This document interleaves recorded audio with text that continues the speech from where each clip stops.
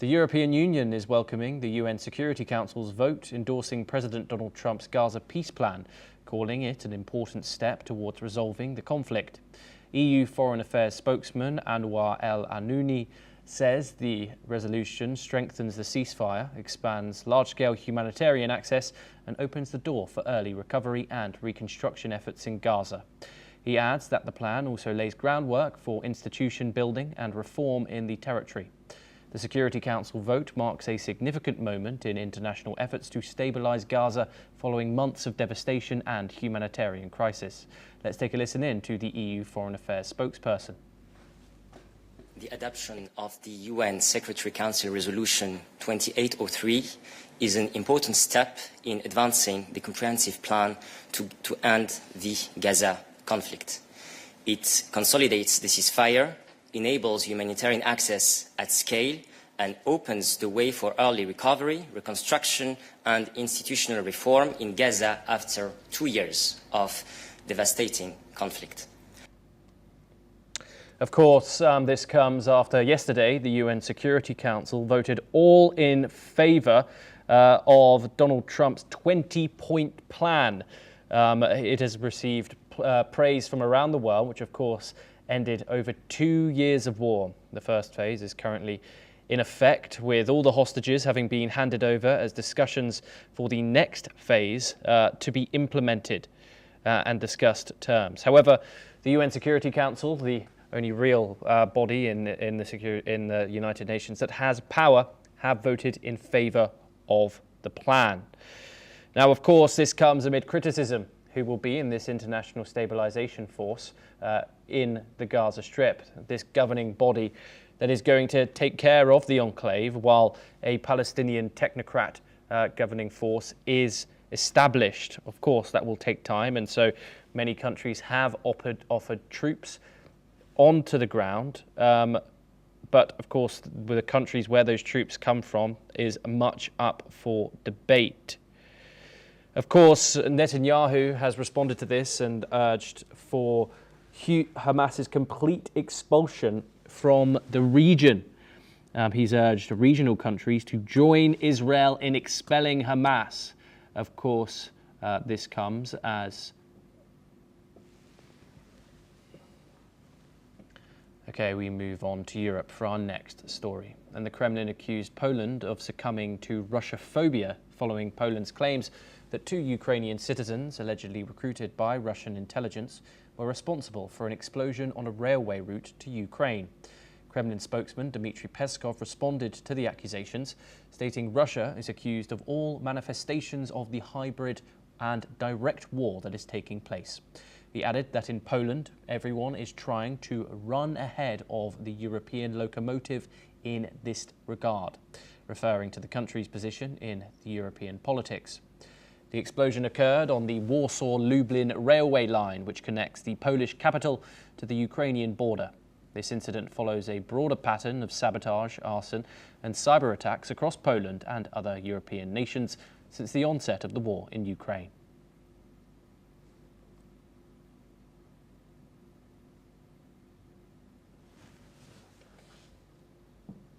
Okay. We're now joined by David K. Johnston. He is an American author and he joins us live from New York State. David, thank you very much for joining us. Yep. It's always a pleasure to talk to you. Of course, Russia has accused Poland of something that, as it calls, Russophobia.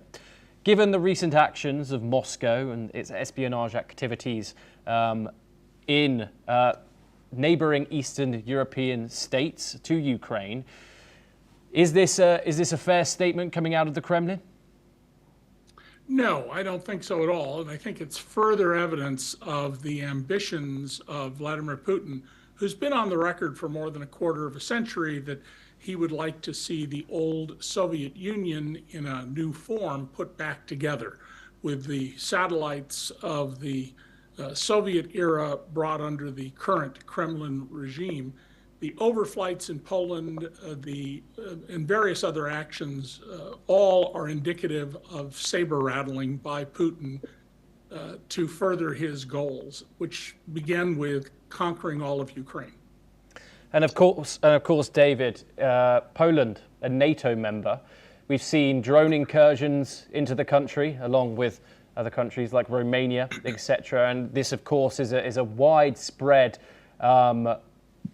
plethora, or an example of Moscow's hybrid warfare within NATO states. How far do you think that Moscow will push actions like this, and will they continue? Well, I think that the Kremlin will continue testing the edge of the envelope, the boundaries, until it gets some kind of serious reaction. Now, the British and the French, it's pretty clear from news coverage there, are not really prepared to stand up in a serious way if there's a full-scale land war. But there's a great deal of effort underway in those countries, Denmark, Norway, et cetera, to try and limit the aggressiveness of the Putin regime.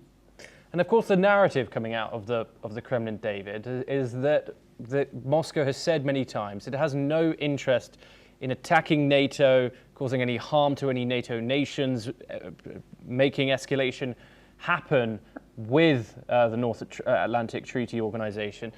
However, do actions like this stay otherwise? And what would Moscow's objective be in causing disruptions inside that alliance?